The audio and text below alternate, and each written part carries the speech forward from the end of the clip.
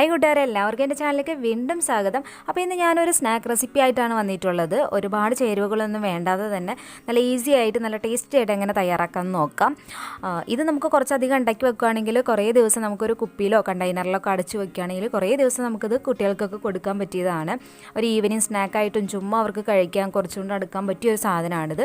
അപ്പോൾ അതിങ്ങനെ ഉണ്ടാക്കാമെന്ന് നോക്കാം. അതിന് മുന്നായിട്ട് എൻ്റെ ചാനൽ നിങ്ങൾ ഇതുവരെ സബ്സ്ക്രൈബ് ചെയ്തിട്ടില്ലെങ്കിൽ ഈ വീഡിയോ അടിക്കുന്ന റെഡ് കളർ സബ്സ്ക്രൈബ് ബട്ടൺ ഒന്ന് ക്ലിക്ക് ചെയ്ത് തരാം കേട്ടോ.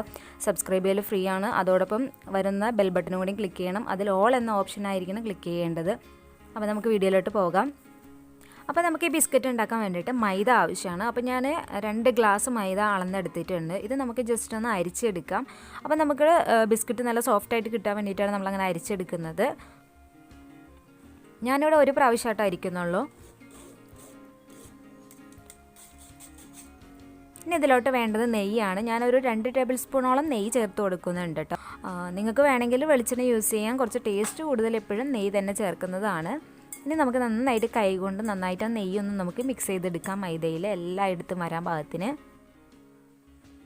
ഇനി നമുക്ക് വേണ്ടത് മധുരത്തിന് പഞ്ചസാരയാണ്. അത് ഞാനൊരു 1/2 ഗ്ലാസോളം എടുത്തിട്ടുണ്ട്. നമ്മൾ മൈദ എടുത്ത ഗ്ലാസ്സിൽ തന്നെ അതിലേക്ക് 1/4 ടീസ്പൂൺ ഏലക്കാപ്പൊടിയും കൂടെയും ചേർത്തിട്ട് നന്നായിട്ട് അടിച്ചെടുത്തിട്ടുണ്ട് കേട്ടോ. നിങ്ങൾക്ക് വേണമെങ്കിൽ ഏലക്ക മുഴുവനായിട്ട് ചേർത്ത് അടിച്ചെടുക്കാം. ഈ മിക്സ് നമുക്ക് നമ്മുടെ മൈദയിലേക്ക് ചേർത്ത് കൊടുക്കാം. ഈ പഞ്ചസാര കറക്റ്റ് മധുരമായിരിക്കും. നിങ്ങൾക്ക് ഇതിൽ കുറയ്ക്കണം എന്നുള്ളവർക്ക് മാത്രം കുറച്ചാൽ മതി. ഇതിലും കൂട്ടേണ്ട ആവശ്യമൊന്നുമില്ല. ഞാൻ നന്നായിട്ടൊന്ന് മിക്സ് ചെയ്ത് കൊടുത്തിട്ടുണ്ട്. ഇനി ഇതിലേക്ക് നമുക്ക് വേണ്ടത് പാലാണ്. ഞാൻ അവസാനം പറയാം എന്തോരം പാൽ ഞാൻ ചേർത്തിട്ടുണ്ടെന്ന്. അപ്പോൾ നമുക്ക് ആദ്യമേ കുറേശ്ശെ പാൽ ചേർക്കേണ്ടതുള്ളൂ കേട്ടോ. നമ്മൾ കൂടുതലായി പോകരുത് നമ്മുടെ ഈ മാവിലേക്ക് പാൽ ചേർക്കുന്നത്. നമുക്ക് ശരിക്കും നമ്മൾ ചപ്പാത്തിക്ക് ഉണ്ടാക്കണ ഒരു പരുവമുണ്ടല്ലോ, ആ ചപ്പാത്തി മാവിൻ്റെ ഒരു പരുവത്തിൽ നമുക്ക് കിട്ടണം.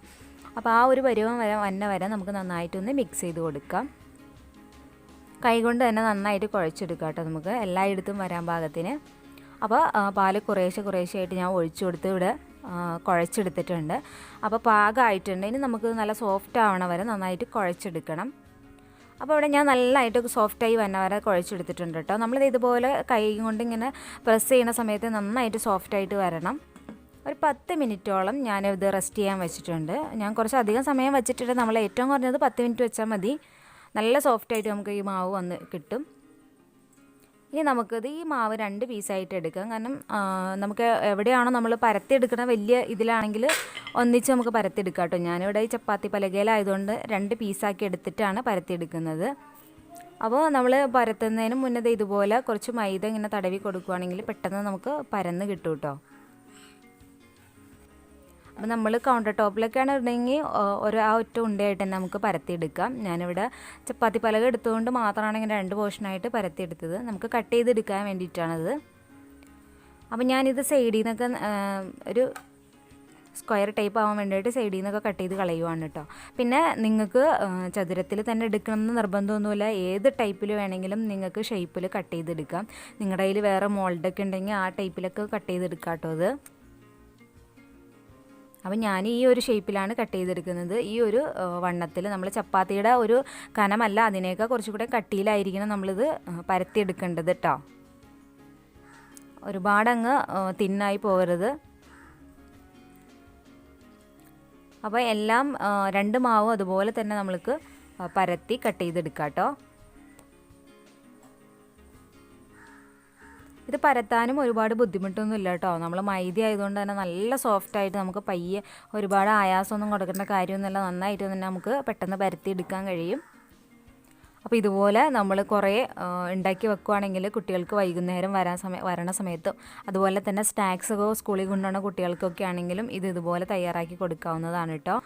കാരണം സ്നാക്സായിട്ട് നമ്മൾ കടയിൽ നിന്നും മേടിക്കേണ്ട ആവശ്യമൊന്നും വരില്ല. നമ്മൾ ഇതുപോലെ ഉണ്ടാക്കിയിട്ട് ഒരു കുപ്പിയിൽ നമ്മൾ തണുത്ത് പോകാതിരിക്കാൻ വേണ്ടിയിട്ട് നല്ല എയർ കയറാത്ത കുപ്പിയിൽ അടച്ചു വെക്കുകയാണെങ്കിൽ നമുക്ക് എന്നും കുട്ടികൾക്ക് സ്നാക്സായിട്ട് 2-3 ഇട്ട് കൊടുത്ത് വിടാൻ കഴിയും. അപ്പോൾ നമ്മൾ പുറമേ നിന്നൊന്നും വാങ്ങി കൊടുക്കേണ്ട ആവശ്യം വരുന്നില്ല.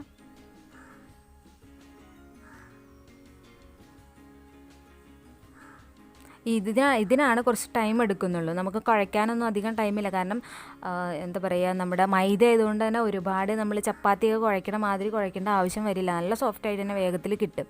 പിന്നെ നമ്മൾക്ക് ഇതുപോലെ പരത്തി ഒന്ന് കട്ട് ചെയ്തെടുക്കുന്ന സമയത്താണ് നമുക്ക് കുറച്ച് ടൈം വരുന്നത്. അത് ഇതുപോലെ പരത്തി കൊടുത്തിട്ട് കുട്ടികളൊക്കെ ഉണ്ടെങ്കിൽ ഇതുപോലെ ഇങ്ങനെ പറക്കിയെടുത്ത് വെക്കാൻ പറഞ്ഞു കഴിഞ്ഞാൽ അതും എളുപ്പമായിരിക്കും കേട്ടോ. ഞാനങ്ങനെ മുഴുവനും ഇവിടെ പരത്തി എടുത്തിട്ടുണ്ട് കേട്ടോ. അപ്പം മൊത്തം കട്ട് ചെയ്തെടുത്തപ്പോൾ ഇത്രയാണ് നമുക്ക് കിട്ടിയിട്ടുള്ളത്. ഇനി നമുക്കിത് ഫ്രൈ ചെയ്തെടുക്കാം. അപ്പം ഞാൻ വെളിച്ചെണ്ണയായിട്ട് യൂസ് ചെയ്യണത്. നിങ്ങൾക്ക് ഏത് ഓയിൽ വേണമെങ്കിലും യൂസ് ചെയ്യാം. വെളിച്ചെണ്ണ ഒഴിച്ച് കൊടുത്തിട്ട് നന്നായിട്ട് ചൂടായി കഴിയുമ്പോൾ വേണം നമ്മൾക്ക് ഈ ബിസ്ക്കറ്റ് ഇട്ട് കൊടുക്കാനായിട്ട്. നമ്മൾ ബിസ്ക്കറ്റ് ഇട്ട് കൊടുത്തിട്ട് അപ്പം തന്നെ ലോ ഫ്ലെയിമിലേക്ക് മാറ്റണം, അല്ലെങ്കിൽ പുറം ഭാഗം പെട്ടെന്ന് കളർ ചേഞ്ച് ആവും കേട്ടോ. അതൊന്ന് ശ്രദ്ധിക്കണം.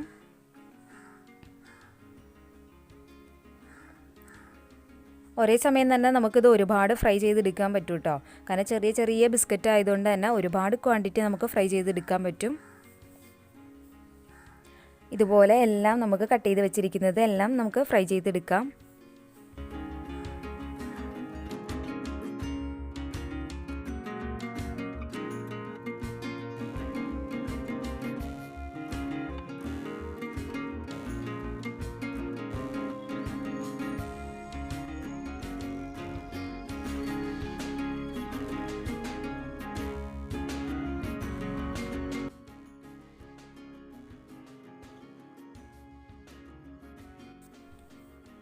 അപ്പോൾ നമ്മുടെ ഈസിയായ ടേസ്റ്റിയായ ബിസ്ക്കറ്റ് ഇവിടെ റെഡി ആയിട്ടുണ്ട്. അപ്പോൾ ഒരുപാട് ചേരുവകൾ തന്നെ ഇതിലേക്ക് വേണ്ട.